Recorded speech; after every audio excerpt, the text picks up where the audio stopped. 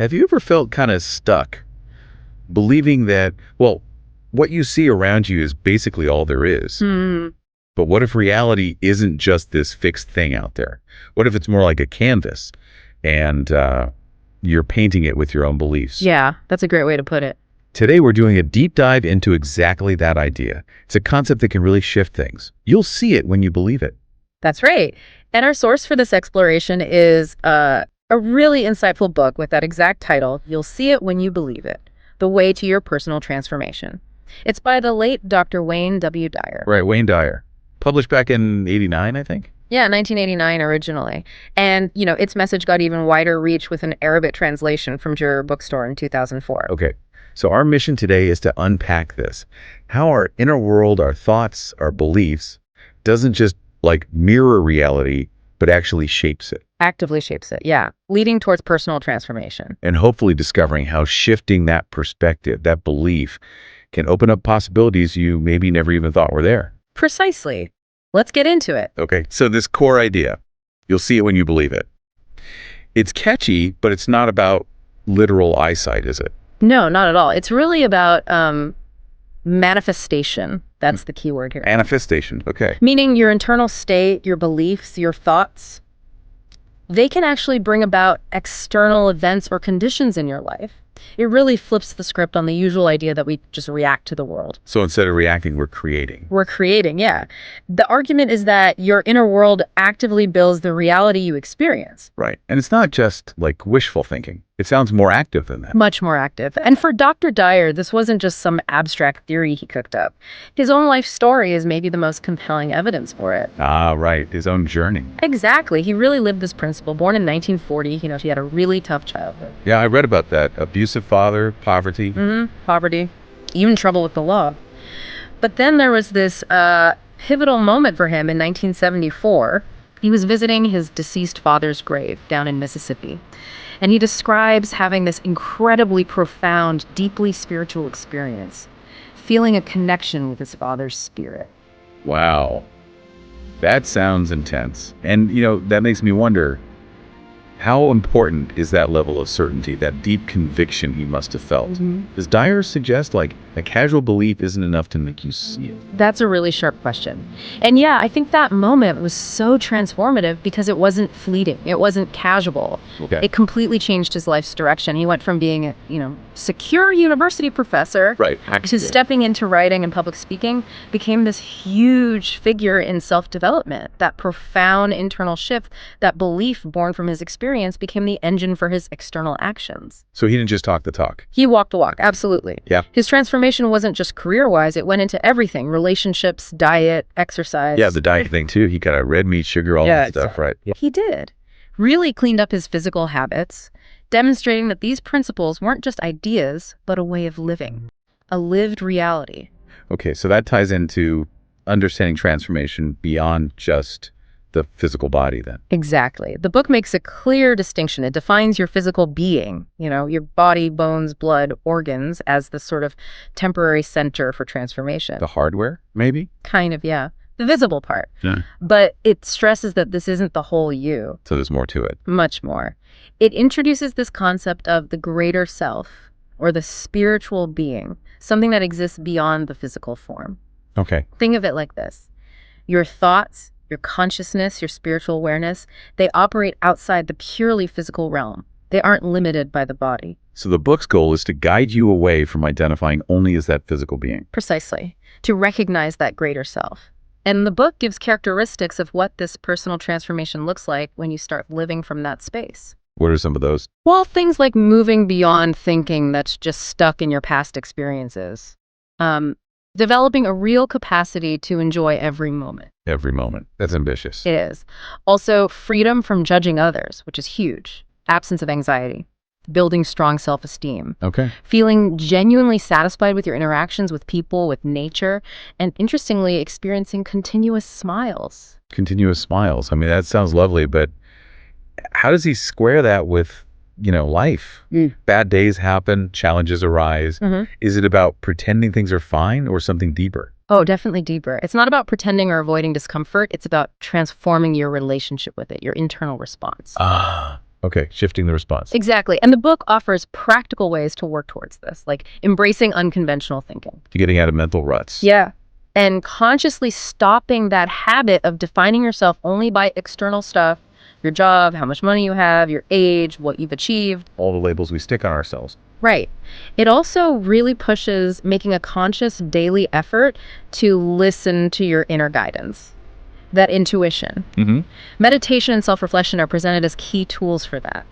And like Dyer himself did, reviewing and consciously realigning how you treat your physical body, diet, exercise, all of it. So it's a whole person approach. Inner work reflecting outwards. Totally holistic. And underpinning all of this is that core belief, which is so powerful. You are not just a human being, you are a spiritual being having a human experience. That line really reframes everything, doesn't it? It does. It sets the stage for understanding thought itself as the ultimate creative force, the thing that actually shapes what shows up in your life. Okay, so thought isn't just background noise in our heads. It's the blueprint. The blueprint, exactly. And to really harness this, the book outlines 4 effective principles for using thought and visualization. All right, let's hear them. Okay, first one. Think of the desired outcome as already present. Already here. Like it's already happened. Yes. He gives an example like, visualizing you already own specific luggage you want for a trip even before you buy it. Feel the ownership. How's that different from just, wishing really hard for the luggage? Good question. It's the active mental ownership. It's not hoping, it's knowing internally that it's already yours. Yeah. This shifts your whole energy, influences your actions, maybe makes you spot a sale or someone gives you some. It changes things. Okay, so it's a state of being. Got it. What's number 2? Second principle. Every moment is an invention. An invention, not a discovery. Right. The book references Einstein here, suggesting the future isn't just waiting out there to be found, it's constantly being created, invented by our thoughts right now. Wow, that's incredibly liberating, isn't it? It means the past doesn't automatically dictate the future. Exactly. It frees you from past limitations. You're in a constant state of creation. Okay, powerful. Third principle. Third, readiness is a mental state. Being truly prepared, mentally ready for something to happen is crucial. So it's not just about external preparation. No, the internal state is key. Dyer uses his own story again, being mentally ready to leave his university job before the opportunity fully formed. That inner readiness allowed the external shift to happen smoothly. Like opening a door internally first. Makes sense. And the fourth. Fourth, understand that failure is not inherent. This one's really interesting. Failure isn't real. Well, it's framed as a thought, a perception, not some objective reality out there. He uses a golf analogy. Okay. A bad shot is only a failure if you believe it is, if you decide it's a failure. Change your perspective, and maybe it's just feedback, a learning moment, or even a necessary setup for the next better shot. It all in the framing, how you interpret the event. Exactly. It's your belief about the event. Okay, those 4 principles are quite something. Shifting perspective seems key. Absolutely. And that leads us to another really fascinating part of the book, how it looks at dreams. Dreams, okay, how do they fit in? Well, Dr. Dyer encourages us not to just dismiss dreams as, random fantasies. Right, just brain static. Yeah. Instead, see them as real experiences happening in a different dimension of consciousness. Well, dreams certainly don't follow normal rules, do they? Not at all. Think about it. Time gets all weird in dreams, right? Totally fluid, yeah. There aren't clear beginnings or endings often, and physical obstacles, you just fly over them or walk through them sometimes. Sure. And the people you meet, the things you do in a dream while you're in the dream, they feel completely real, don't they? Undeniably real, yeah. You don't usually question it at the time. Right. So the idea here is that our greater self, that spiritual being we talked about, operates with full awareness and agency in that dream reality. Okay. So how does understanding dreams help us in our waking life, according to Dyer? Great question. The book lays out 7 principles of dream transformation and shows how they apply directly to our waking reality. Pretty cool. 7 principles. All right, let's break them down. Okay, first one. Time is not a factor. Just like time is fluid in dreams, the idea is our true existence isn't really bound by linear clock time either. Which could free you from dwelling on the past or worrying excessively about the future. Exactly. Second, no beginnings or endings. Dreams often feel continuous without sharp starts or stops. This suggests life itself is more of a continuous flow, not just separate events. Like one long unfolding moment. Kind of, yeah. Third, overcoming obstacles. In dreams, we easily get past physical barriers, flying, walking through walls. Right. This teaches us that many limitations we feel in waking life are probably just self-imposed beliefs, not actual barriers. If you can fly in a dream.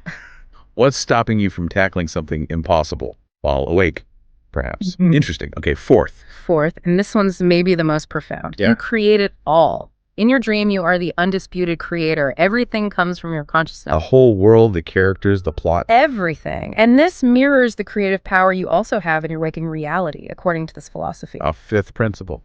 Fifth, actions are real. What you do in a dream has consequences within that dream. This reflects how our thoughts and beliefs in waking life lead to real actions and real consequences here. Mm-hmm. The internal leads to the external. Right. Sixth principle builds on that. Everything is real. The sensory experience in a dream, sight, sound, feeling, it's as vivid and authentic as waking life, isn't it? Often, yeah. It feels completely real. So this suggests that what we call real is ultimately a product of our consciousness and our belief, no matter which dimension we're experiencing. Reality is subjective, based on consciousness. Yeah. Okay. And the last one, number 7. Number 7 brings it full circle, right back to the title. Belief equals manifestation. In dreams, you see it because you believe it. You create the scenario through belief. So the dream state is like a perfect instant example of the book's main idea. Exactly. It's presented as this powerful blueprint. What happens effortlessly in dreams, believing something into existence, is the model for how we can manifest in waking reality. So the ultimate goal, then, is to take that understanding, that power we have in dreams, and apply it consciously when we're awake. That's the core of it, yeah. To realize that same creative power operates here and now. By doing that, you can facilitate genuine personal transformation, moving beyond just reacting to what you see. And starting to consciously create it through belief. Precisely. Actively creating it. Okay, wow. We've covered a lot. We've explored how this ideal, you'll see it when you believe it, isn't just a clever phrase. It's really a deep principle for transformation. Mm-hmm. It's about recognizing there's more to you than just physical body, that spiritual self.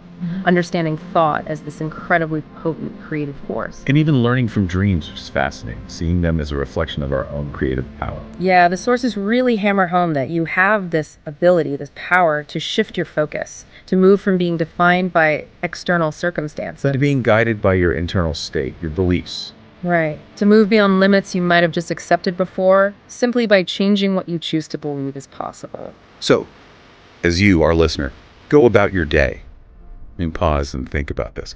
What incredible reality might you be waiting to see? Yeah. That you actually just need to believe in first? Yeah. What would you allow yourself to believe about your own potential, your own life, if you truly knew? Yeah. If you believed Yeah. that your belief alone could start making it real.